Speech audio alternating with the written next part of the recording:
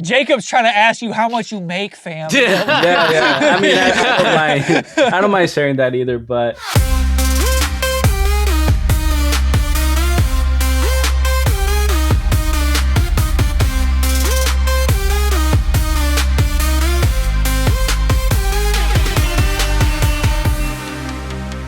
What's going on, everybody? Welcome to another week of Talking Trubbish. I'm your host, Matthew, and I'm here with my buddy Jacob, as always, and our first guest on the show. Welcome in, Andrey. How you doing, buddy? I'm really good. Thank you guys for having me. How are you doing? Andrey, you are the face of the YouTube channel PokeHouse, correct? I am the face. Yes. Literally. Not that attractive of a face, but I am the face. No, I think you're a very good looking face. For sure. Thank you, man. I followed your channel, I would say probably from like the very beginning, like the first like month after that you started. I know Jacob texted me and was like, "This is my boy, like he's starting his channel." And I was like, "Yo, that's bet." awesome. Like I I wanna hop on. So I've kind of like lurked in the background for like the past few years, watching sort of like the progression of your channel. So like this like interview was the first thing that like came to mind when we were talking about guests, because I've been wanting to rack your brain for a long time. Yeah. And I've sort of been like asking questions to you through Jacob sometimes. So I appreciate the responses on some things for sure. Oh, for sure. That's so funny because I actually didn't know that it was you. Like Jacob had told me about you. Well, nice to meet you. Not face to face, but at least webcam to webcam. For sure. Yeah. That's awesome. And thank you for supporting the channel, of course. And you as well, Jacob. Yeah, thank you guys. When did you two meet? How long have you guys known each other? It's been what? I mean, we've known each other for a while, but I think it started mainly. I started talking to him more whenever we follow each other on Instagram. When he found out I like Pokemon. Yeah, he found it. I was like, I mean, Pokemon has started so many friendships for real. It did. Because like a common interest, he's starting up a YouTube about Pokemon. I'm like, oh shit, I didn't know this man fucking like I thought he was always like a jock. And the moment he fucking put that, the moment he put that, I'm like, what the fuck? Pokemon with him, I never knew. What sport then? If your perception of him was a jock, do you play any sports, Andrey? Well, we actually met playing soccer. So we have a mutual friend or a couple mutual friends, and we actually met through playing soccer. And it's been years since we pretty much talked again. And it was mostly because he saw I started a YouTube channel on Pokemon cards. And but before that, I think it's been, I think it was like a good 5 years since I saw Jacob. Yeah. Something like that. Yeah, but just mostly through soccer, just a lot of these. Is he trash at soccer? He talks mad shit about being a defender. He's like, yo, I'm the greatest one out there. I mean, I always leave him in the dust. His funny story about that is that he doesn't remember, but we played like when he was in high school, and I didn't know him at all. He didn't know me at all, and I was like a very cocky defender, and I always like would be able to like catch up to somebody, and then the moment this man caught the ball, he fucking like dribbled it over me. He just fucking booked it. I'm like, well, fuck. And I was like, damn, I suck. That's how basically it all started. Like, honestly, we've known each other for a while, but the close friendship has definitely been Pokemon, which we've always talked about, me and Matthew, about like how Pokemon brings people together, which is kind of crazy. It's a child game, supposed to be, but it says whatever. What is it? 6 plus or 8 plus? There's no 6 to 18, 6 to 15. There's no cap, right? There's no cap. There's no cap. So. Oh man. Yeah. When did the like desire to start a YouTube channel like come to you? Has that always been just something that you've had in like the back of your mind, or was there anything in particular that you're like, this, I have to do this? No, it wasn't like that. So we'll go back pretty far back. So I went to high school, and I graduated high school, and right when I graduated, I never knew what I wanted to do. I'm never like, I want to be a doctor or a lawyer or this and that. and there's people that know since they're like super young. So I've just always kind of been unsure of what I wanted to do, like what my career was going to be. Fucking felt, And man. yeah, I graduated high school, then I went into college, and then it went from me wanting to do physical therapy to being a dental hygienist to just all sorts of things. I ended up graduating from the fire academy. I did that. Um, did not end. I could have worked as a firefighter. I even went to an interview, but just you're the trying to join Fire part. Force, bro? Fire Force. Holy shit! Yeah, bro. That's fire, dude. Like, no pun intended, man. Like, yeah, dude. So yeah, just the medical part wasn't for me. So I'm like, okay, this is not for me. But during that whole time, I was just still working. As of now, I work valet at a restaurant here in West Palm Beach, and it's great money and everything. But still, I've always wanted to do, and my end goal is to have my own business in any sort of way. I've also done Amazon drop shipping, and I've tried other ventures. I tried selling clothes back in my hometown in Costa Rica. That didn't go too well, but yeah, just always tried different stuff. And my end goal, is I just want to be my own boss. I want to be financially free. I want to be able to go and come as I please, travel anywhere. And I mean, I think nowadays the most important thing is trying to have something that's yours.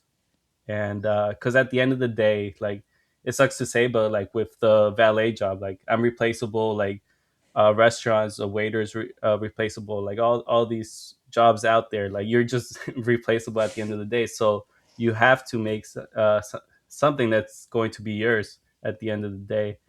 um so yeah, to get back to your question, the YouTube channel, it was because I started my YouTube channel. My first upload was actually November 2022. I forgot the exact day. I think it was towards the end of November. That was my first upload. So it's been just over 3 years. No, I lied. What are we? Yeah. 2026? 3 years, I would Or say, like, in some change. yeah, 3 years, few months. Yeah, we just started 2026. So yeah, just over 3 years. yeah. And luckily, I've always had a really good friend of mine. I met him in high school through soccer too. Soccer brings a lot of friendships too. Yo, soccer and Pokemon really holding this world together, man. For real. Yeah, for sure. But no, this was a high school friend of mine. He's honestly one of my best friends, I would say. And it's awesome because he's the type of person that just tells you how it is. Like, if you're being lazy, or you're not putting in your best effort in whatever you say you're going to do, or you don't do what you say you're going to do, which is dangerous. A lot of people, they it's weird, but people like to say these things like, "Oh, I'm going to do this, I'm going to do that," and it's weird, but that just makes them feel good. But at the end of the day, they don't get to what they say they're actually going to do. You don't need a yes man, right? That's not what exactly, you're looking yeah. for. Right? Like, you have to like learn how to take more action. And yeah, at the end, it started because my buddy, his name is Brian. Jacob knows who I'm talking about. He gave me a course on how to start. He bought a course actually, and it was how to start a successful YouTube channel. And it was like a $250 course, and he had it. He finished it, and he's like, "I'll give it to you for free, with the condition that you start a YouTube channel in a month." And I mean, that's, of course, that's awesome of him to do that. I mean, for free. But he also it was awesome that he did that, because it pretty much forced me, like, "Hey, I'm gonna give it to you for free, but yeah, you got to start a YouTube channel." So yeah, because of that, um I was actually thinking like what my YouTube channel is going to be about. But once I did the course and I saw how promising like YouTube is, with all the ad revenue and everything, and all the opportunity of growing, which I'm sure you guys will probably have more questions about. Oh yeah. But yeah, I started. I wasn't sure. I was like maybe I should do fitness. I work out, I play soccer. And at the time, I was reading a lot of books, and I was also like, oh, maybe I could do it about like self help and like maybe advice and stuff like that. Because I usually do like I do a lot of reading, and I even on my Instagram, there's only like 2 or 3 clips, so I was just giving like a little bit of like I guess life advice. Sure. But Yeah. yeah, then I kind of thought at the moment, I'm like, man, like this, I feel like this is going to be something that requires a lot of time, a lot of research. If like I want Yeah. to talk about stuff, like I want to make sure like I'm sending the right message, I guess, out there. And then at the time, I was also collecting Pokemon cards, a little bit, not too much into it. And then I just, I don't know why it popped into my head. I'm like, what if I just do like Pokemon card openings? And then I looked up like YouTubers. I immediately found like Pokerev and Yeah. Pat Flynn. I don't think he started. Deepak Master. I don't think he started at the time, or he wasn't too big at the moment yet. Because he was like a newer And Pokemon those are the YouTuber. vendor channels that you just named off, right? PokeRev, I know, is like a creator, but He are the he other does like two? openings. He just, yeah, it's like He pumps out openings. open. Yeah. Yeah. No, but I mean the vendor POVs weren't super popular at the time yet. I think that wasn't until Bulbasaur came in. That's what I Bulbasaur. thought I heard. I apologize. Yeah, he was I think one of the first ones to actually start doing the whole vendor POV videos. But yeah, I just saw like opening videos, and I'm like, okay. I mean, it was it was definitely fun ripping open packs, and I always tell people like, I just have a YouTube channel to justify me opening Pokemon. Yeah, Yeah. business expense, Yeah, right? yeah, exactly. I could write it off, right? Um, yeah, so pretty much, yeah, I'm like, okay, let me do this. I think I could do Pokemon, and then yeah, from there it's just been, I mean, a lot of fun. And I've just met like a lot of people like since I started doing this, just especially now at these vendor shows. Because before I would kind of I mean, if you look at my first, I did a lot of long form videos, but it's just openings. If you look at these first, I don't know, 100, 200 videos, Yeah. I Yeah. would just pretty much go buy a Pokemon box, and then, okay, let me go record, I'll do an opening Yeah. to justify my addiction, right? Uh-huh. But but yeah, since then, I'm trying more and more to diversify. I mean, since you follow the channel, I'm sure you've seen I collect all the Mega Pokemon, and I'm trying Yeah. to, make that a series. So what I'm kind of trying to do now is make things more entertaining, because there's just so much people on YouTube just recording a pack opening. I Right. feel it has to be a little bit more special than that. Now you have to kind of what I'm doing with the megas. I go around shows, and I'm actually dropping a video soon. We're actually finishing up on that. I actually have an editor that he edits for me, and it's my cousin in Costa Rica, Okay. which is That, super, super helpful. yeah. Yeah. But yeah, that's I pretty like much how it started. I like that story too about his cousin, how he got him to edit too. It was really helpful for both of you. Actually, ended up actually being a win-win as well. Yeah. It was really. Before we get to your editor, because I did want to ask about that. What Okay. was your experience with editing before he came on board to help you with that? Was this something that you literally just like, you're like, okay, I'm going to start, I got this course, I had this deadline, I had to start this YouTube channel in a month. Did you Mhm. have video editing experience of any kind before? Or was this really just like, wow, time to pull ourselves up by the bootstraps and learn some shit now? No, and I think if you watch my first few videos, you could tell that I don't have any experience. No, Well, no, but to be actually, my fair, cousin. I've seen a lot worse. So. Yeah. No. Being honest with you, I got my cousin to edit the first videos. He was editing for a while. Because of school, he got occupied too. Mhm. And yeah, I edited myself too. And I think it's like important for you to learn a little bit yourself, just so you kind of know a little bit of how you want your videos done, what you want added to it, and all Yeah. sorts of stuff like that. But yeah, we just we continuously, I mean, I did a long form video recently where my editor and we were reacting to my very first YouTube video, and it was crazy because the way I would talk and express myself, I'm still working on it, but just like when recording a video, just I sounded very, very robotic. I was, I was obviously clearly like nervous, and yeah, it's just a lot different now seeing like the type of it's content that we're hard to be putting out. comfortable, right? Because it's not a normal communication experience. Yeah. Yeah. I mean, you're just talking to yourself pretty much. You're talking to a camera, but yeah, like even this right now is completely different than I think just sitting down, pressing record, and just being completely alone. Yeah. But yeah, you just you have to do it, and the more you do it, the easier it gets. So what's the origin story then for you and your editor? So yeah, my editor, he's actually my younger cousin. Mm-hmm. He he's the one that actually got me into collecting Pokemon cards too, which is pretty crazy. Okay. So he lives in Costa Rica, and he came to visit here in 2021, and that was right when Celebrations was out, Yep. 2021. So he pretty much had me.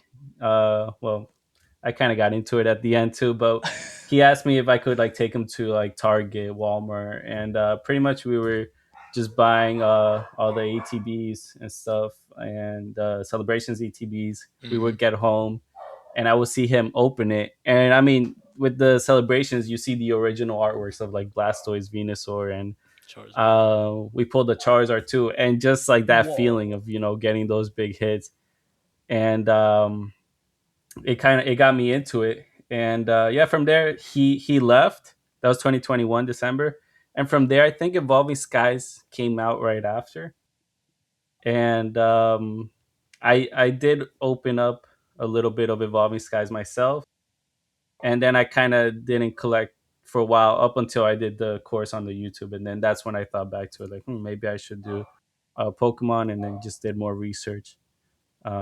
But it was crazy. I remember when Evolving Skies came out, I went to my local card shop here, Prodigy Games, and they just had rows of Evolving Skies, and they were selling them for $140. Thinking back, I'm like, man, I wish I would have taken. Yeah. Dude, I think we It's all got crazy. those moments, man.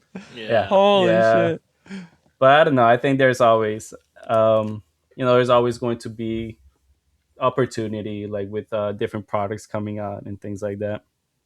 Going back to sort of like the creation of your YouTube channel, what was your goal setting out? Because I know that you had said that you've been side hustling damn near seeming like your entire adult working life up until this point. Was this really just like the push when your friend said start this YouTube channel? Your end goal had been at that time, I want something to generate me revenue, or was this really like I want to do this for fun and see where it goes? Or have you just been business minded really with the entertainment that comes with just doing it with a hobby that you enjoy? Yeah, so ideally, yeah, it was more business minded, to create a YouTube channel, but like with Pokemon, it's just way different than that. It just is a lot of community. That's what I've learned and what I've seen, especially at these shows. And I like seeing and meeting new people, seeing their collections. I see families come up to me, and that's what I love to see, like parents with their kids, they're bonding, and just seeing how happy the kids are with like all the product, all the Pokemon cards and stuff. Yeah, of course, you know, you do have to. I mean, I am making it a business. I'm starting to do the whatnot now, and just the vending. Of course, I'm trying to make money through it, and it's a little bit of both, I would say. The business aspect of it, but I do enjoy the community building as well. I do live streams on YouTube. Sometimes I actually haven't done one in a while, and I think I'm gonna do one tomorrow night. Probably I have a show. There's actually a show at a car dealership tomorrow from Car 10 dealership? a.m. Yeah, did you hear about that? It's No. called I'll send you the post, but it's in Hollywood, Toyota. They did a crazy job. Like they put a bunch of like they put Blastoise and Charizard made out of balloons, and like they put a bunch of decorations. I'll send you that reel later, Jacob. But yeah, it's pretty crazy. If you have time tomorrow, you should probably come check it out. Hell yeah. Yeah. What's the process from when you're recording content to the publication of like the video? What does that look like for you with your editor being in Costa Rica, it sounds?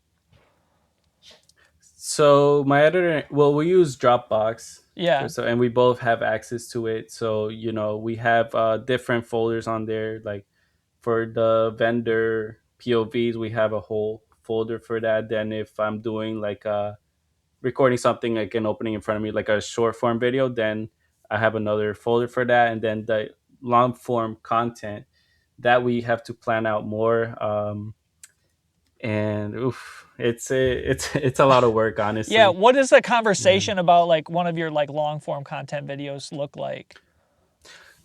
So with long form videos, you have to, and I've watched a lot of Pat Flynn, the Pocket Monster. He talks about storytelling. Like you have to be able to tell a story when you're putting out a, I don't know, 10 to 20-minute video. You have to keep people entertained and engaged in the video. And honestly, the long form has been the toughest part for me. Still trying to figure it out more and more each day. But I think, yeah, the most important thing is having a high average view duration, and that's what makes YouTube push out your videos more.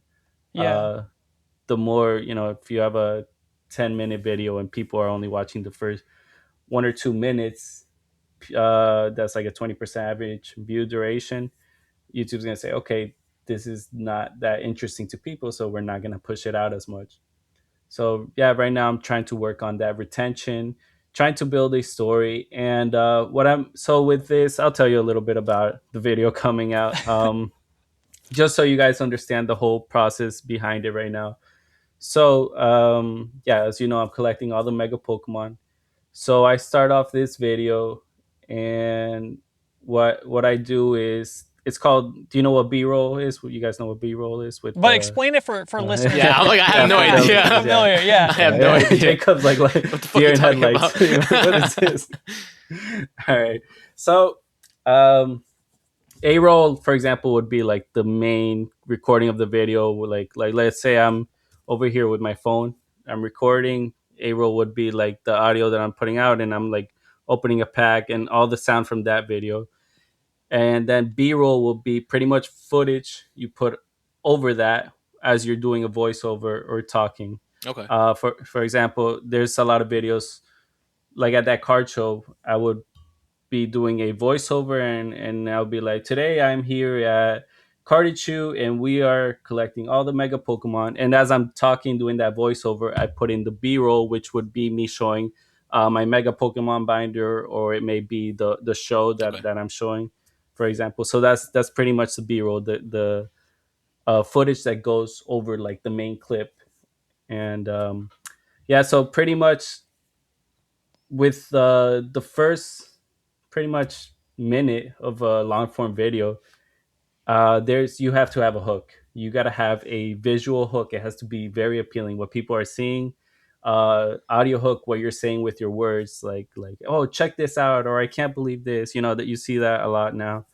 So it's pretty much me working to try and get people's attention those first few minutes, and trying to tell that story. If you I mean, have you guys? I'm sure you guys have seen Deep Pocket Monsters videos. Yep. The way he organizes it, he explains everything. The way he tells his stories, they're very detailed. And one thing I'm working on with this video to make it a little bit more personal too, which I haven't really done before, is introduce some of the people in my videos, the ones that I know, of course. Um, for example, in this video, I introduce one of the vendors that I've done business with in the past. There's one that he owns a card shop, so you know, I tell them with the voiceover. I tell people a little bit about them, and I think it makes it a little bit more personal if like people know like who is this guy in the video, like who's he making a deal with, who's he buying from, rather like, okay, here I'm buying from this vendor, okay, I got this from him, on to the next. Mhm. Trying to make it a little bit more personal, trying to see if that maybe engages people a bit more. But honestly, it's just even if I put this video out and I only get 10 views, then so be it. It is what it is. Back to the drawing board and see how I could improve and improve each time. Yeah, when I think having made like videos for YouTube and for like our other podcasts, like I kind of know what it's like to put in like a fuck ton of work on something that does not get the love that Yeah. like you think it rightfully like deserves. Does And it's happened.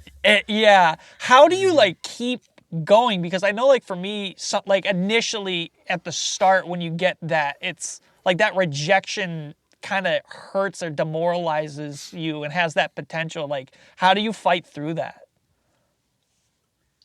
Oof. Um, yeah, I mean, being honest with you, it's there's been times where, yeah, like you said, you put in a lot of work, especially in a long form video. There's been times where I put in a lot of work, my editor and I, and yeah, we don't get the results that we expected, and that's actually kind of tough to answer. I'm not sure. I just have the mindset of I just have to keep going. I just have to keep trying to improve. Um, and I guess it's just some. Um, um, I think discipline is a muscle that you have to build too. And Mhm. to me, like being disciplined is doing something without getting results over and over again. And I mean, a lot of times, like you could compare it to the gym, pretty much. Like a lot of people go to the gym for a month, they expect results, and it's just something that over time that you just have to keep doing and doing, and then eventually, you'll see the fruits of your labor. And honestly, when you least expect it, there's a video that you did not think would do so well. It'll blow up for whatever reason.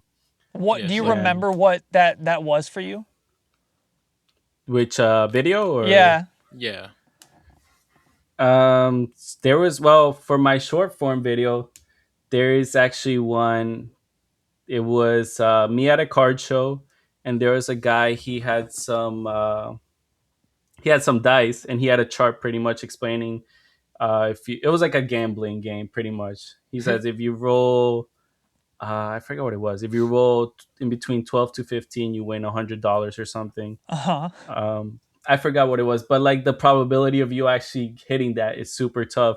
So I put that video out. I put it out twice actually because it went viral once. I waited some time. I'm not gonna keep like flooding the same video, like Sure, sure. Yeah. I Yeah. can't do that, But I put it out twice, and it went viral twice. One time I got 5.5 million views, Holy and then shit. the other time, yeah, it's pretty crazy. I did not expect it. Another time it got, I'm not sure where it's at. I think it hit like 5 million views recently as well.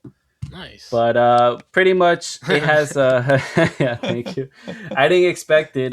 It's just a lot of That's million for controversy you in noobs out there. the Million. That's awesome.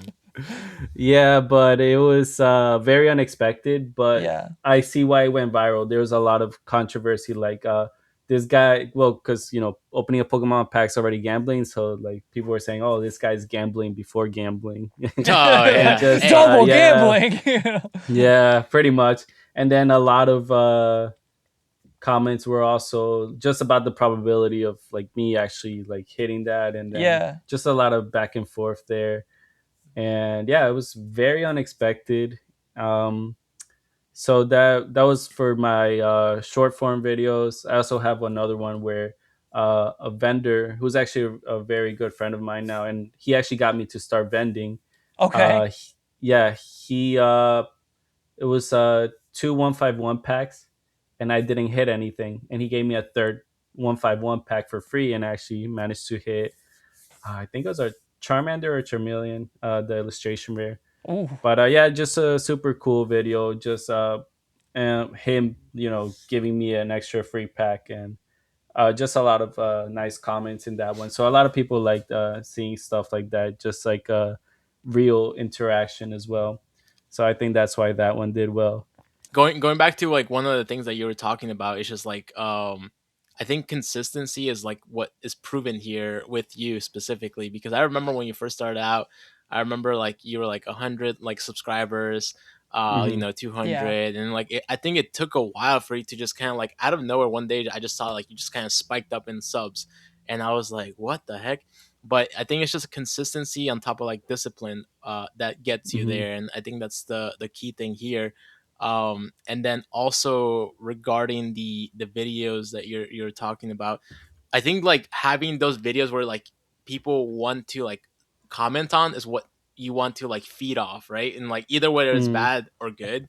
um usually bad. yeah, and that's what I wanted to ask you. Yeah. That's what Usually people don't Yeah. comment to compliment people. You know? and it's funny because that's Yeah. what I wanted to go based off, because we've talked about this a lot. I've seen your Hmm. comments because I go sometimes like I want to talk shit, and then I see someone already talking shit, You don't right? have to. And then I'm like, I'm gonna lay People are off. doing it for you. I'm gonna lay off. And then I Yeah. saw some Yeah. comments, and some people, bro, like are freaking like, I don't want to say like rude. It just seems like they just don't have anything better to do.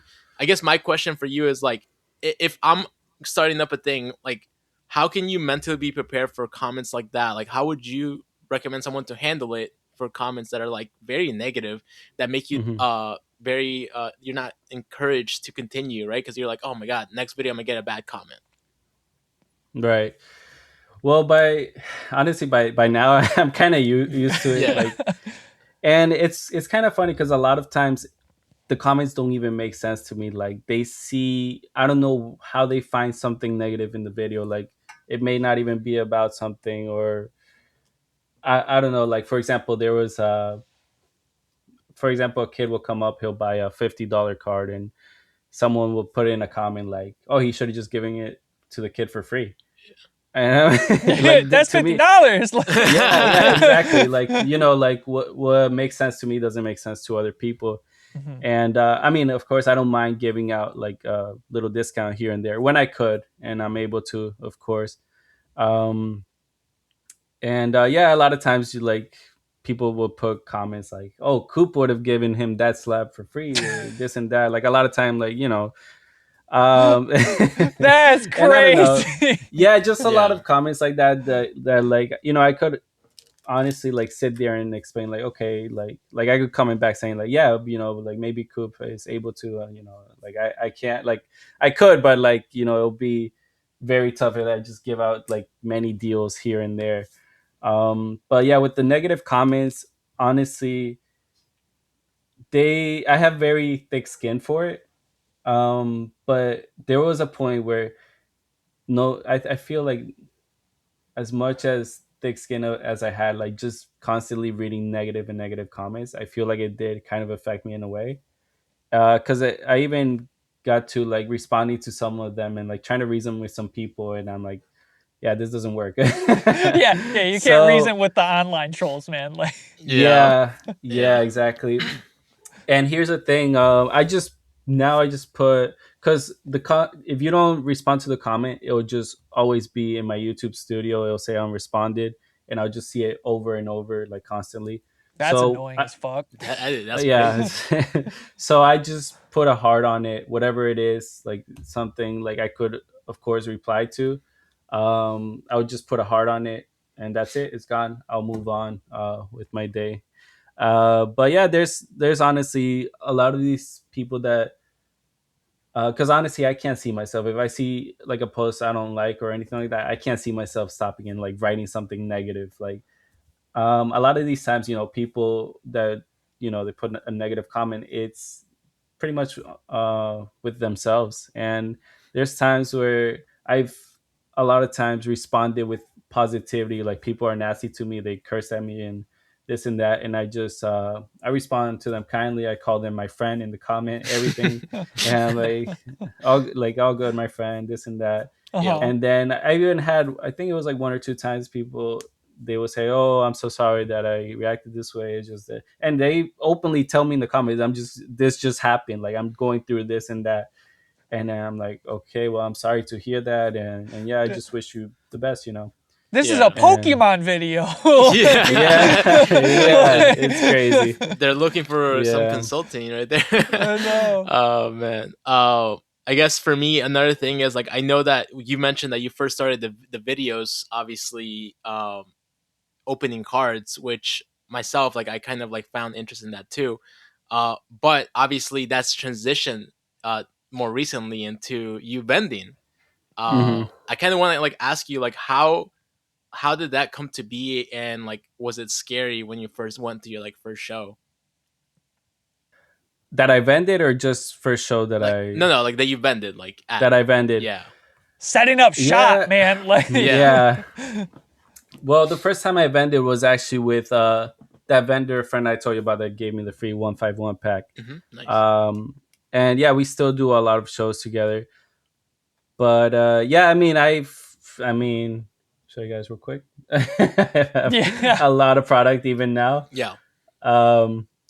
Yeah, so pretty much like I wanted to vent for a while because I want to offload a lot of this product now. Like, I mean, I obviously have a lot, and I invested a lot of money into it because I saw like the growth in how what collectibles are doing and are continue to do. Yeah. So yeah, it was for that reason. I was thinking of selling them to a shop or something, but I didn't want to get like 70% and stuff like that. And yeah, just the first show I did wasn't too good. It was that Lake Worth show here, which is not right now. It's not as popular as other ones. Uh, that one I did okay, but then I vended. What did I forgot which one I did next? I think the one after that I didn't do too well either. But then that third one, it was the Boca show, and I mean, Jacob, you've seen that Boca show, right? Yeah. Yeah, that was like my third or fourth show I've ever vended, and that one was crazy. That one I got completely overwhelmed. I had 3 or 4 people at a time at my table, and yeah, I was just completely overwhelmed. And that's where I learned, of course, I gotta price my stuff. Because can you imagine like 3 customers at a time at my table? This guy's trying to buy 5 cards for me, for example, which isn't even that much, and I'm over here in TCG player. Okay, this one. Let me look up last sold. While 3 other people are waiting, you could see how I easily could get overwhelmed there. Yeah.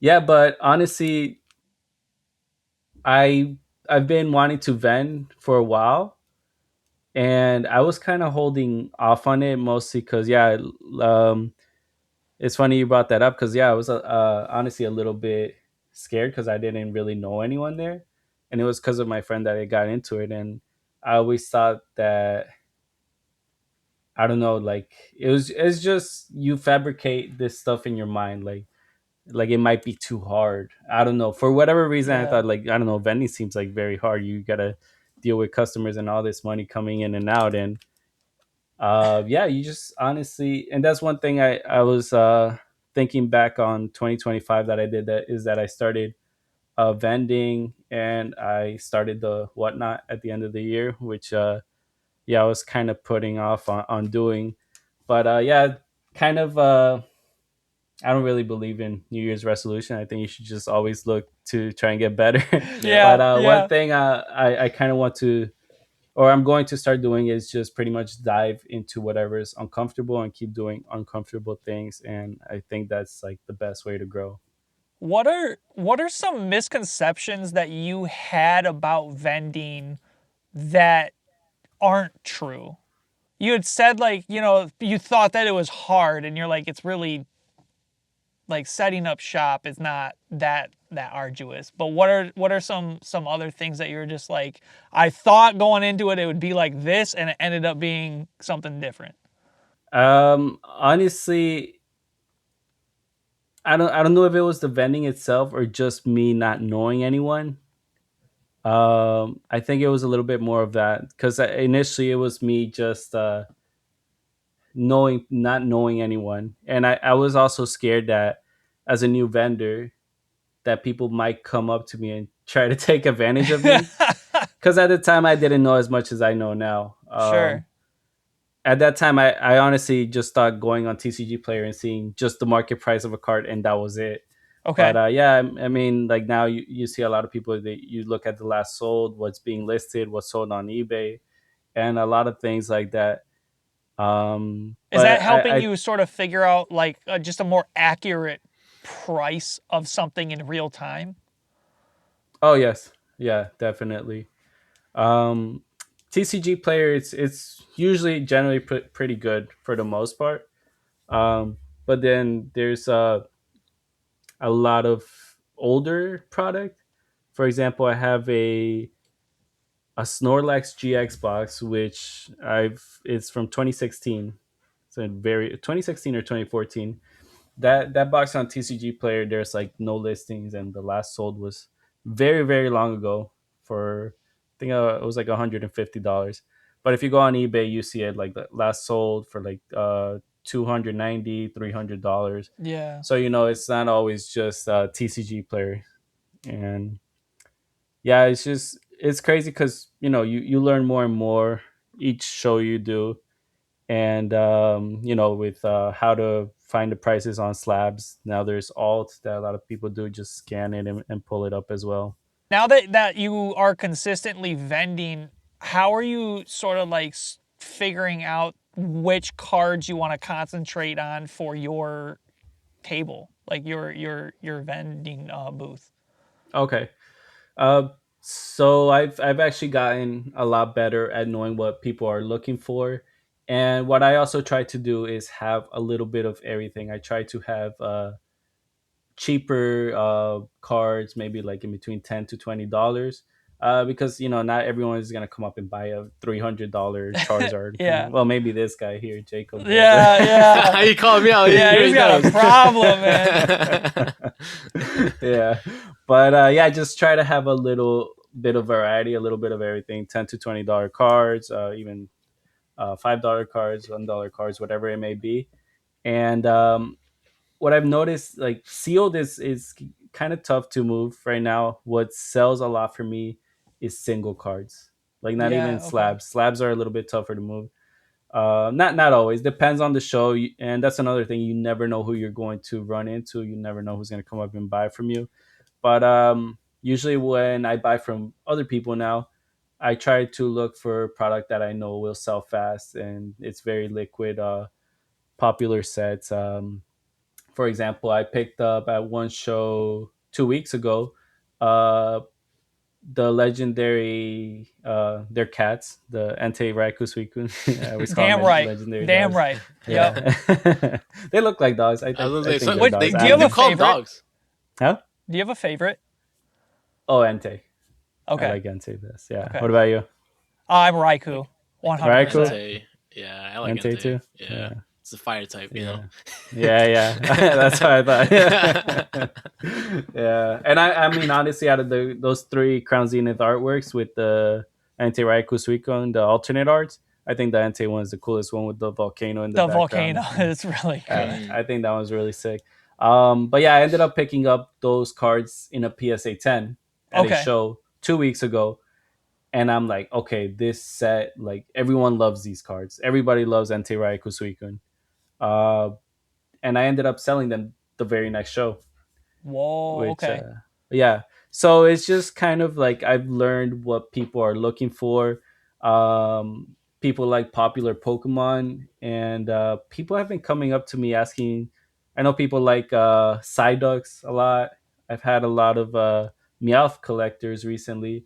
Yeah, So like what people Okay. come up and ask me for, uh, I try to get my hands on pretty much. like I'm for the like, next show. for the next show or just in general, like, oh, okay, like someone asked me for a Dragonite card the other day, or whatever it may be. So I just try to pick up what people come up to me asking for, just so I And have that's that. that's just like all running in your subconscious, or are you writing a note down as you're going along? Like, okay, maybe want to pick up like some more Though Dragonites, and then I you kind just of know. okay, Yeah, I just know. Like I remember, like I know people came up and yeah. asked me for a certain card. It's probably really Um, helpful that you're recording everything too at the same time, Yeah, oh right? yeah, definitely for Yeah. sure. Yeah, and this last show I did, I actually did a show last week in Orlando, and I did pretty well. Hmm. And I think I did well because the inventory that I had, it was pretty much what a lot of people are looking for. I try to pick up tag teams, for example, I actually have a lot of tag teams that I graded, and they came back a lot as 10. So I put those out. I had the Mewtwo and Mew GX, the tag team one. That I had that in a PSA 10 and a raw card. They both went that show. Yeah, just Damn. I try to, when I buy cards, I try to like buy popular Pokemon cards, and like for example a Mew card or a Mewtwo card, Charizard card, Umbreon's evolutions. I know all this stuff. People are Yeah. always looking for. So pretty much it's just I just have a good inventory now. Like, and it's crazy. My inventory's changed a lot. Like a lot of singles come and go. Like I don't even recognize the cards that I had since I first started vending. Yeah. And yeah, it's just how do you organize everything then from like setup to breakdown? Well, I have well, for the sealed product, I have a shelf that it's like a metal shelf, and it has wheels and everything, but you pretty much just lift the top and then you just like close it. It's kind of Okay. like an accordion. Yeah, yeah, that's helpful. Yeah, okay. Yeah, so yeah, that is, it's not too heavy. I have a little cart and I have a plastic bin for my sealed product. I've looked into my left because it's like all right here. Yeah. Yeah. Yeah, so just that, I have a display case for the singles and the slabs that I throw in there. So yeah, I just have one display case right now where I put all my singles and my slabs, and the singles that I put in the display case are usually the higher end stuff. Mm-hmm. And then I have a top loader binder where I put a lot of like the $10 to $30 cards. Okay. And yeah, that's pretty much my setup at the moment. I feel like there might be a point where I'm gonna probably get a second display case. And how much does like a display case run for? What's the average size of them? They're like a couple feet in width, right? yeah, they're, it's probably like what? I would say almost a meter probably. They're pretty big. Yeah, pretty they're big. definitely like really big. Yeah, it's probably like 4 feet or something like that, like 5 feet. Depending, I guess there's bigger ones and smaller ones, but I like the one that he has. Matthew, I don't know if you've watched those vendor shows where there's ones that you can like lift up, Yeah. and then they grab the card and stuff like that. But I like the ones that are like there, and it's kind of like on the side it's already open, and it's kind of like a roof like up.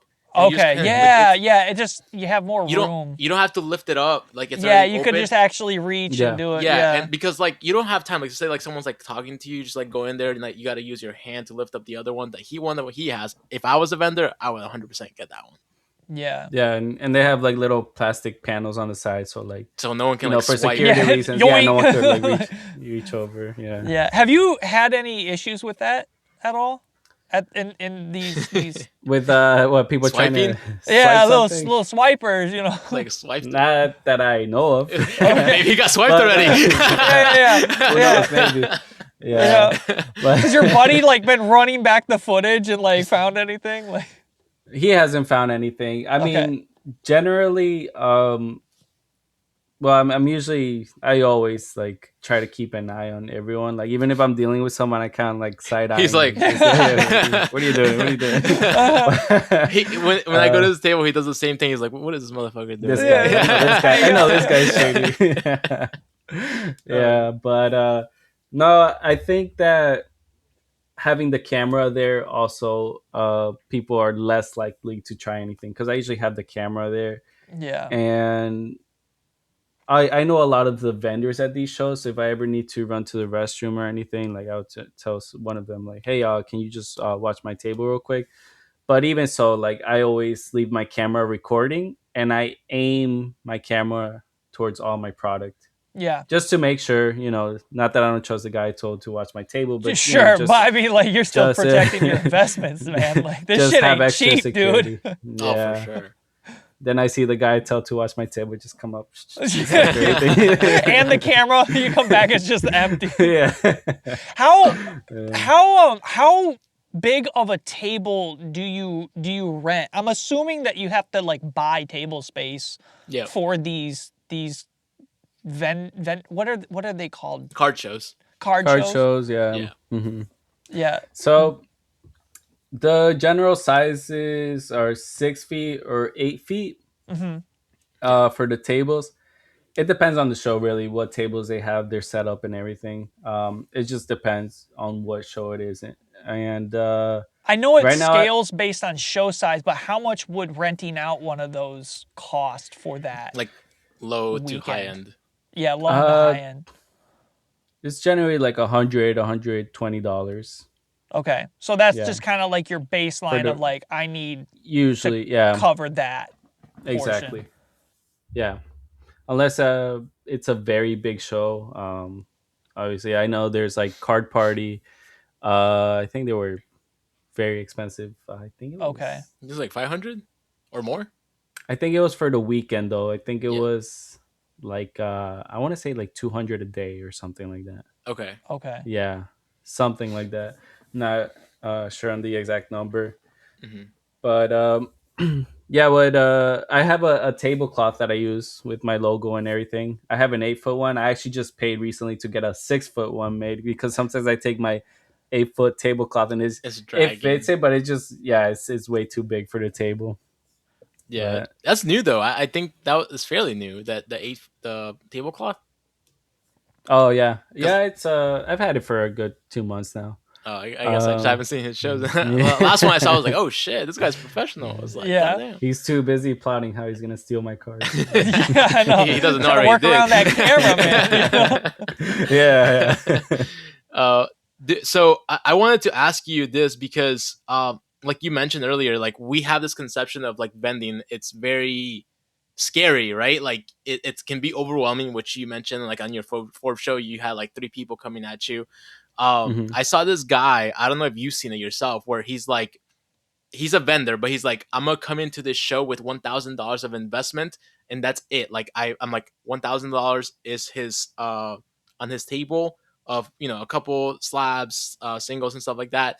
So he's like day one of being like a first time vendor type of shit, and Mm. he shows of like how much he comes out at the end from like 1,000 in the beginning Oh, of the like his day. profit Yeah, to and profit, okay. and then like the next day, he's like, okay, now I'm starting with 2,500 the second day, and then Hmm. like he gradually shows like in a week how he's like I think up to 10K in profit. Mm. Um, do you think that's like based on just like the following that this person may have, or do you think like a new vendor would be able to come up like that easily? Assuming they Um. know their pricing. Let's Exactly. put that Right. as a caveat. Yeah. Right. Right. Jacob's trying to ask you how much you make, fam. You know? Yeah. Yeah. I mean, I don't mind. I don't mind sharing that either, but Yeah. I think it has to do a lot with the show they're going to, and the product they have. Like, because again, like you could be extremely lucky sometimes and just have the perfect customer come up and have exactly, and you'll have exactly what they're looking for. Mhm. Right. But yeah, honestly, I mean, my best weekend I had was the Palm Beach show, and that one I did 8,000 in sales. But profit wise, I'm kind of not sure because it was a mix. So here's the thing: a lot of Yeah. stuff I buy from other people now. Like I buy whatever in between 70 to 85%. So a lot of stuff I resell and I only make 15% profit of whatever I sold. And then there's other times, for example, like I have my own sealed product that I've collected for a while now, and it's gained a lot of value. So there, of course, I'm making a lot more profit. Sometimes double, triple, whatever it may be. So I know my what's it called? My inventory's grown, and the thing is, I probably I don't know what the best way of tracking some of this stuff is for real. I was What I gonna started say that seems really hard. Yeah, Yeah. what I'm doing now is I go into a show and I write down how much cash. Let's say I came in with $500 cash, and I Okay. use that to give change if someone comes up trying to offer me something to sell. So, okay, I have $500 cash, and then at the end of the show, then I'll see how much cash I end up with. Like, let's say I end up with $1,000 cash, then okay, I'll subtract that 500 that I initially came with. So I'll profit 500, and then from there, well, not profit 500. That's what I did in sales. That's revenue, right? The profit, yeah, revenue. Yeah. And also take into account people that Venmoed me, that did Zelle or PayPal, tap to pay, whatever it may be. Yeah, so Are it you is getting pretty nickled tough. and dimed in credit card fees using those? What with The tap to pays? tap to pay? Yeah, so with that's actually new. I didn't have that before, but I think it's important to. I have a business account now that lets me take tap to pay on my phone, but it does take a 2.6% fee of what the total price is. Yeah, and Um, you just eat it. yeah, there's times where I usually just eat it. Tastes great, by the way. Yeah, I bet, man. Yeah. No, but yeah, usually there was a few times where I'm like, oh, by the way, tap to pay, is gonna charge tax in it, and I let people know, and they're usually like, yeah, it's okay, Yeah. and it's usually like whatever, $3, whatever it may be, a few cents depending on what I'm selling and the amount. But yeah, I don't know. Sometimes I just kind of like eat it. I'm like, okay, whatever. Like I'll just Yeah, it's but fine. there's like a price limit where you're like, okay, this is actually a substantial A chunk lot, of yeah. money now. Like Yeah, it hasn't been like that yet, but I'll definitely let them know about yeah. that. Yeah, because it's you have to pretty much make up for the table that you're paying for, the $120, the gas, of course your time, and yeah, whatever food, anything, because yeah, a lot of these shows you end up getting pretty hungry there Yeah, for a how long long are time. you going on these shows? Because I mean, Oh. you're pretty much running this booth by yourself, unless you're, got a buddy there with you. Like I've seen in a couple of Hmm. your shorts, right? Yeah. So, Yeah, but yeah, I always but have how special long are guests. you going? It depends. I mean, usually a lot of these shows, I would say they could start like at 9 or 10. They end like at 5 p.m. Usually, like probably like 8 hours or so. That'll be like the general like time that it is for the most part. And but tomorrow, the one in Toyota, I had no idea. It's from 10 a.m. to 8 p.m. Oh, jeez. God Okay, Yeah, that damn. one. little But we'll see. 12-hour day, huh? Yeah, Before yeah, pretty Wow. setup and much. Cause teardown too. yeah, because I actually want to get there. So this show is an interesting one. It's you got to bring your own table. They don't have tables to offer you. So I ended up buying a table this week. It came on in Amazon this weekend. It's pretty much whoever shows up first, you pick your spot. So I'm gonna get there at 8 a.m. and try to set up close to the entrance. Um, Nice. yeah, Matt, where are you from, by the way? Are you? Michigan. Oh, you're not here. Oh, you're No, not here. man. Dude, He wishes. right Yeah. now, it is 5 degrees outside. Wow. Yeah, So it's crazy, so man. I Yeah. wish I am where you guys are, man. Like I would give anything right now Yeah. for that. So Because with nice the right wind now. chill, it's negative temperatures, and Mhm. it's like that's where it gets dangerous, man. So Oh, yeah, I bet. How did you guys meet anyway? Pokemon. we met through What was it? Pokemon Go. Pokemon? Yeah. Pokemon Yeah, Go. yeah. But oh, okay, gotcha. Oh, So that's that's what I'm awesome. saying, dude. Pokemon's pretty much made my friendships in my adult life. I know one of my best friends in life. He was the best man at my wedding. Okay. He and I met in college, and the first sentence that I said to him is like, "Oh, you like Pokemon?" Because he's playing like his 3DS at the time, and it was like playing a game. Hmm. That conversation sparked lifelong friendship. And then it's That's just like awesome. with all this other stuff, like especially with Pokemon Go, like all the people I interact with now have all been Hmm. made through Pokemon in some shape or form, which is like phenomenal. I love it, man. Yeah, that's great, man. That's awesome. I want to take this back a little bit. We talked about the Sure. revenue side from the vending. I do want to talk about the revenue side from the YouTube, because what you're saying when you're talking about these numbers about some of your videos hit, right? And then some of them don't. Your longer form ones, you said, was something that was a bit of like a struggle for you, but your shorts, I'm looking at those view counts. Those are some big numbers there. When it Hmm. comes to the monetization of your YouTube channel, for one, congratulations, because that is a hard Thank you. milestone to get, for one. I don't want to like make that seem like that accomplishment is null and void at all, because that is really hard to do for people. I appreciate that. Thank you, Matthew. So going forward, once you've hit that point of monetization, has that changed sort of like your strategy on releasing things? Because I know for me, my mentality when I start seeing videos start making me money, I want to start pumping them out, you know? Right.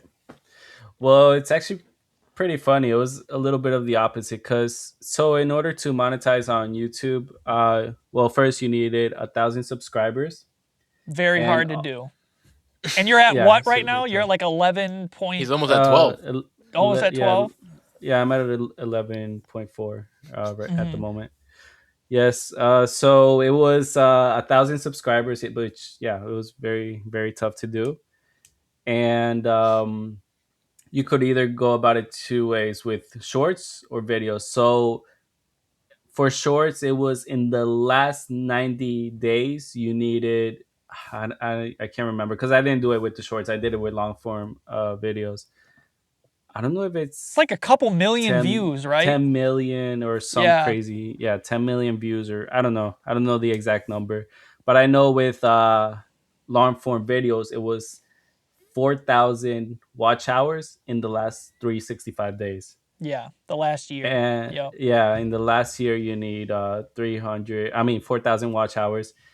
And yeah, it was pretty funny because I remember when I was getting close to it that I was kind of scared because once a year passes, like the old videos, they don't count anymore. Those Right. times, like I know. it So you cuts start all seeing of that stuff off. drop off.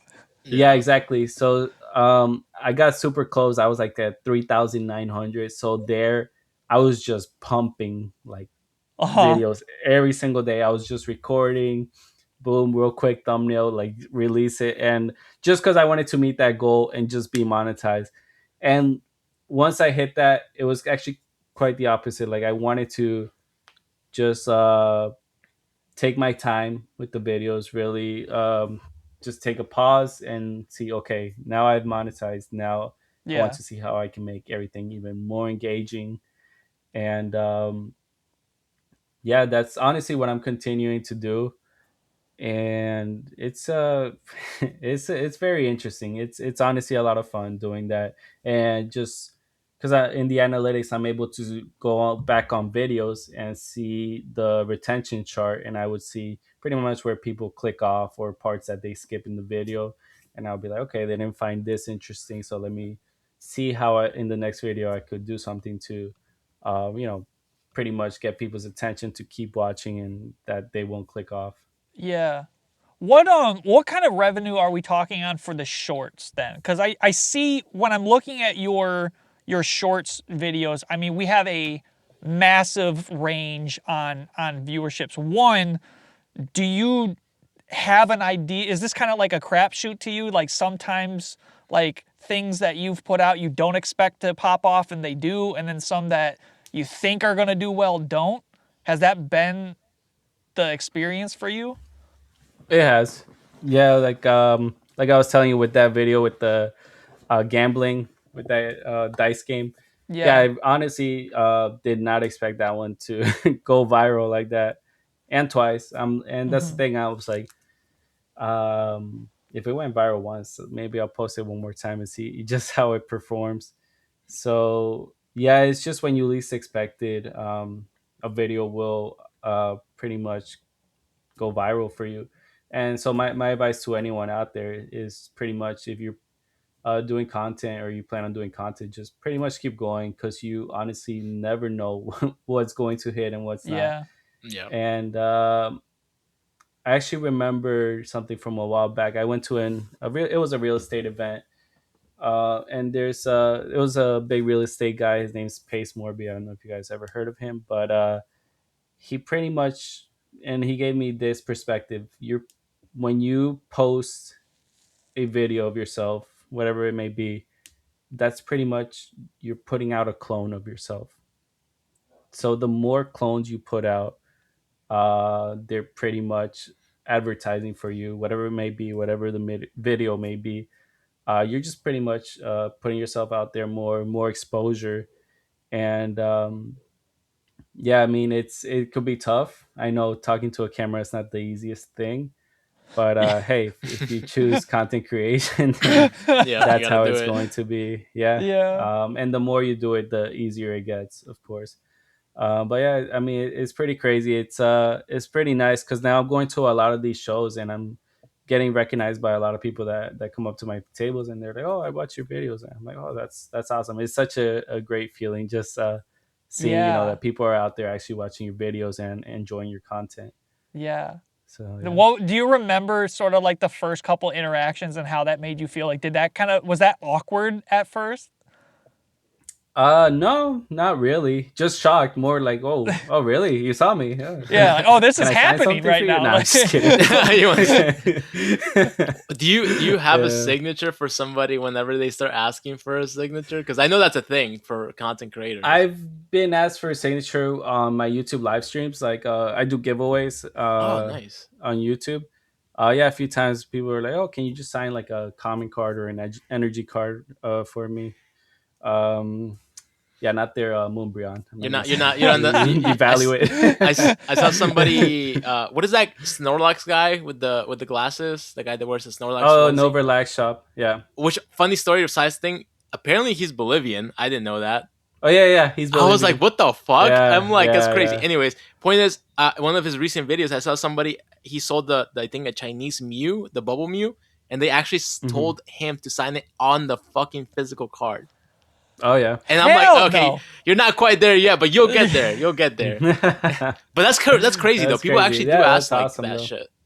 Hmm. But I always thought about that. I'm like, dude, like my signature is fucking like like gross. Like I would not like to sign anything on anybody. Like Yeah. that's So why. I mean, I have a my personal signature, of course, but I Yeah. don't have like these guys have like a Pokemon signature. Yeah. Made the Pokemon and everything. I've actually been thinking about that recently. I'm like, I don't know if I should make like a second signature like for the Pokemon or just I don't know, use my personal one, which is pretty much just my first name, Jorge. So that's not very Yeah. Pokemon. Maybe it's a good I don't idea. know. It looks kind of cool though. I mean, I don't know. But yeah, I might consider doing that. But yeah, it's pretty crazy. Like a lot of times, I've only been recognized once outside of like a Pokemon event, and it was actually I was at work, and it was just like at 8 9 p.m. Like it was already kind of slow at the restaurant. And I'm just sitting there. I was doing something on my phone, and then I just see some guy come across the street. And he's just like, "Are you PokeHouse?" No Like, way. That's yeah. crazy. I'm like, yeah, man, that's me. Yeah, so that was pretty cool, and yeah, of course, I did not expect that. That's hella But random. That yeah, it is, was, man. it was, yeah, it was pretty cool though. I But got a couple more questions before we take off yeah, because I go know for it. that you have your whatnot stream that you have to get to, and I want to be conscientious of that time frame on there. Yeah, no, sorry about that. I forgot to mention that too. Jacob, it's just been a lot of Dude, running Okay. no, I around. mean the grind never stops, man, for real. Yeah. What is your like strategy for like a release schedule on your channel? I know that you are pumping out shorts very consistently. What's that look like for you? So, so actually, we could go back a little bit to my cousin and the Yep. editing. So Mhm. he was actually editing videos for me, and I just wanted to upload daily, just once per day, at least put out one video. Um, and at the time, he got a full time job as well. He was working at like at a mechanic shop. He was just like working on the computer there, and pretty much, yeah, we were just putting out one video a day. And recently, I started watching. I don't know if you guys know Alex Hermosi. Uh, I'm not What familiar with big them. what does he no. go? Is that actual his channel like name? Uh, yeah, it's I forgot the name of his brand and everything, Oh, but okay. yeah, big real estate acquisitions.com is his Oh, thing. okay, okay. Nah. Yeah, but yeah, he pretty much he does a lot of like videos on pretty much showing how he scaled, and he opened up his gyms, and he believes a lot in volume, doing things in volume, like just pumping out a lot of content. And he actually talked about there's a page for Bollywood, which is like, like the like Indian Hollywood. Indian, Indian Hollywood, and he was pretty much talking about how they have like a 30 million followers, but they upload a ton a day, just like pump out video after video. So yeah, pretty much I'm like, okay, like I'm doing one a day, but I think One a I want to day. do more. I should do more. And at the time, I talked to my friend Brian again. He has a junk removal company, and we were doing a job together. And that's kind of like, it's funny, but we're working, but at the same time, we're just like talking shit and like messing around and Yeah. whatever. Like it's actually pretty fun. Like we're working, but we're lifting heavy ass bags, but we're just like chatting about life, about anything. It's pretty cool. And yeah, he was just pretty much telling me like, um you should be doing more, and that's what I like about this friend. He always like lets me know like when I'm kind of slacking, and that's the thing. I got a little bit comfortable, and I was telling myself, oh, I'm uploading once a day, like that's fine, and my views are pretty decent. But like that was pretty much me settling, like now I'm like, okay, what more can I do? And he pretty much told me like, why don't you talk to your cousin, see if if you offer him more money than what he's making at his current job. And that's actually what I did. um, I'm now paying him more than what he was making at his job, working at that car shop. And now we agreed on him doing 3 shorts a day. We upload at 12, 3 p.m. and 6 p.m. So we upload 3 times a day, the shorts, the vendor POVs. And that was another I get a thing. notification for each one, man. Yeah. Yeah. Yeah. And it was it made sense because a lot of these vendor shows, there's a lot of deals going on, and I'm behind on shows right now. If you watch all the footage that's coming out now, guys, that's like that's shows from like Months. a month or two ago, maybe. Yeah, I was gonna say you Yeah. have like a gold mine of content to just sift through. Yo. Yeah. But here's the thing. Now we had another talk, and I told him kind of focus, like skip some deals, because there's always going to be content. I'm always going to be at these shows. I told him try to put like because there's a lot of times where someone will come up to me and they'll be like, hey, how much is that card? $10? $10? Okay, here you go. Okay, bye. And that's that would be the clip. And like, I don't want to just like throw anything out. Like I want to try to, more negotiating or Unique. more whatever. Yeah, something a little bit more unique, something that happened, whatever, a big pull in the video. Yeah, a good interaction in the video. So I told him just skip a lot of these. First, because we kind of need to like be a little bit more up to date. Because there was a time, like there was a video I sold a card that at the time was worth $100 like 2 months ago, and then it dropped to like $50, and then I put out that video of me selling the card to 100, and then people will be like, hey, that card's $50, you're ripping this guy off. Fucking ripped him off, bro. Yeah. So kind of for that reason to just kind of be more up to date on the prices and everything. So yeah, pretty much I made him the offer like, hey, I can pay you weekly, like full time. Just I want 3 videos a day, Monday through Sunday, and yeah, just pumping out more and more videos. And of course, I want to keep the quality of the videos there, because that's another thing. I just don't want to pump out videos and just crappy editing, this and that. Yeah. And yeah, he's just pretty much been working full time for me now, and I'm super grateful to him. He's always very helpful, looking to improve as well, and that's what I like to see. Yeah. And yeah, it's been pretty good. I like really admire the consistency. I think like one short a day is a lot for one, and then when you're talking like more, that like that kind of like blows my mind there. But I definitely we even considered 4, being honest with you. But, God dang. Yeah, I don't know. I feel like people, I don't know if it would be too much, like overwhelming people, like, oh, like, this guy again. Yeah. Pumping Well, out videos. I think it goes to what you were saying, where it's like you kind of flood the zone, right? I mean, you put yourself out there. The mini clones that you're doing is just like you're trying to expose yourself.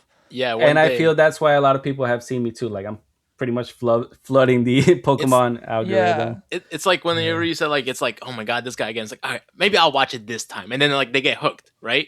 And like that's how you usually, that's how I see it. I'm like, with other videos, I'm like, this is annoying, and then like I'm like, this is actually kind of interesting, like, like that. Like, I feel like there's content like that people need to grow on you a little bit first. Yeah, it's funny. But if you don't mind disclosing, with all these shorts that you're putting out, what is your monthly revenue for just the shorts alone?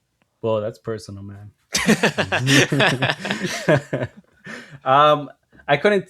Well, I think there is a way to filter it, but because I still get some views. I actually did have a video that went somewhat viral, a long form video. I had it was a PSA video where pretty much kind of gave a little bit of advice, and I feel like it was, what was it? I think it was around 90,000 views or something like that.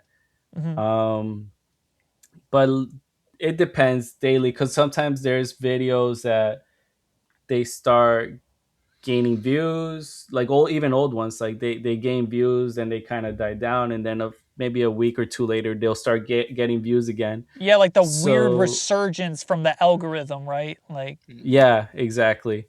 And I would say right now, a month I'm getting approximate, because it pretty much every single day, all the videos that get views, whether it be short form, long form, um, at the end of the day, it gets added to the revenue. So it's in between $5 to $10. So sometimes I would make in a month probably like between 200 to 350. There's times where that video that went viral that month was crazy. I had $600 in the ad revenue. So that was really good. And it just really depends if a video is like popping off at the moment. Sure. So yeah, that has to do a lot with it. But in general, I'm still getting revenue daily. It's in between $5 to $10. Yeah, which is good. It's definitely helpful. Of course, it helps me pay my editor, and if I need equipment or other stuff, it's definitely extra helpful. revenue. Exactly. Yeah. Has a lot of this, at least from the YouTube side of things, been a lot of you putting your own money into things? Because the YouTube portion hasn't been necessarily like paying your bills, right? For sure. Like that sounds like that's the vending aspect of it has the potential for that, a lot more. Yeah, exactly. I will say though, I really do appreciate the candidness of that, because I think that is one of those numbers that puts into scale for people like me that are, have wanted to get into the YouTube thing, knowing that you have 11,000 subscribers, you're doing all this work to put out a short a day, going to do more, and then, this is the amount that you are making monthly. I think is really important for people wanting to get into this, because it's just like a testament to you of like, you're putting like a full-time job worth of effort into this stuff, and the payoff monetarily has still not happened yet from it. And that's just a testament to the grind and the hard work that you're continuing to put in. Yeah, I would say with the content, it's not as people would think. You don't make as much as people think that you do. For example, if I see the total of that video that went viral, the short, the 5.5 million view, I think the total revenue for that was, I think it's like around $450 just from that video that is generated in its lifetime. Yeah. Long form videos do generate more money than short form, because I think my long form PSA video that got like 88,000 views or 98, somewhere around there, I think it generated 500 something, which is more than that 5.5 million view video. But they got the ads, they got like all that stuff that they could put in for it. Right. But I think like, are you finding that the more shorts that you're putting out, Is that helping your full length content, like your longer form video views at all? Or are they completely different mediums? I think it's pretty different because it's two different audiences. I feel. I think long form video is for more community building. People that it's like pretty much the way Pat Flynn. I think it was Pat Flynn that said this, but people are sitting down to watch a movie. Pretty much watch you and pretty much you telling a story. Short form is pretty much like like TikTok, Instagram, and all this, where you have to get people's attention in the first 2 to 3 seconds with whatever hook. I don't know if you've seen. I actually did one the other day. It was my first one. But have you seen these? Pretty much these intros where you would have a guy like trip and fall, and then it'll transition into you like trip and falling. Have you? I don't know. If I like those. Those really like fun ones. Yeah. Yeah. So I actually put a short out. It was yesterday. I did one where it was pretty much. It was two guys racing, and one of them like he trips and falls and he slides, and then I come in sliding. I transition into that, and then I pretty much do a pack opening there. That's awesome. But yeah, just that's what I'm consistently trying to do. Like I don't know if you've seen, aside from the vendor POVs, the shorts I do, it's also a lot of stuff. Here, me opening a pack with a voiceover or whatever it may be. Now I'm starting a new series, which the video is coming out today, and it's going to be me just pretty much. It's like a short, but I feel it's more personal because it's me recording myself opening a pack, talking to the camera, and I'm actually doing something. I'm filling out a binder with all of the duplicate Mega Pokemon cards, which I already own, and on June 30th, I'm going to give it away, and that's going to be all the duplicates, all the special illustration rares, hyper rares, whatever I pull that I already have is going to go into that binder. So I think it's a pretty good way to build engagement and have people like, comment on the video, and all this stuff. So I'm going to work towards that, and we'll see how it goes. Yeah. Nice. Before we take off, what is one thing that you wish that people would take away from a conversation about content creation? What's the biggest piece of advice that you would give anybody starting out or wanting to get into that endeavor in the first place? I would say just keep going, fail forward. At the beginning you're going to suck. I sucked. I sounded like a robot. It's kind of scary talking to a camera, and just taking that initial step, and like I said, the more and more that you do it, the easier it becomes. And just try to be yourself on camera. Never try to act a certain way that it's not you, because people will be able to tell that that's not really who you are.